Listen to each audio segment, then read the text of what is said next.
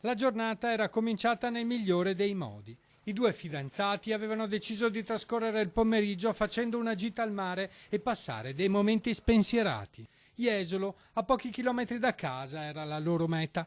A meno di un quarto d'ora dalla partenza, però, il loro sogno si è infranto in un rettilineo contro un'auto. La tragedia si è consumata in pochi istanti sulla strada Treviso Mare poco prima di mezzogiorno. Lo schianto è avvenuto tra un'automobile e lo scooter con a bordo i due coniugi, ai piedi del cavalcavia nel territorio di Meulo all'altezza di un distributore.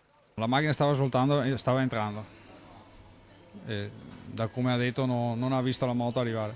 A perdere la vita Walter Ross, di 54 anni, di Silea, mentre la donna Elena Libera Pedatella, che viaggiava con lui, è rimasta gravemente ferita.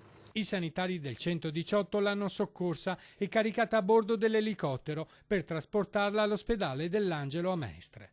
Solo nelle prossime ore si potranno conoscere meglio le condizioni di salute in cui versa la 57enne. Quando gli operatori del SUAM 118 sono arrivati sul luogo dell'incidente, per l'uomo non c'era più nulla da fare. È spettato ai carabinieri locali effettuare i rilievi del caso. Walter Ross era molto conosciuto a Silea e a Treviso, dove lavorava come barista in centro storico. Lascia due figli, Fabio e Roberto, di 27 e 24 anni. Nonostante la pericolosità sia stata più volte segnalata, le auto continuano a sfrecciare e a sorpassare a tutta velocità, anche nel tratto del cavalcavia dove c'è la doppia linea continua. Corrono troppo. Ma troppo, a missili, non troppo. Bisogna fare qualcosa. Sì, è stato fatto una richiesta, domande di tutto, una richiesta in provincia, hanno detto che non è una strada ad alto rischio di mortalità. Io adesso proverei prendere quel morto lì e portarglielo in ufficio.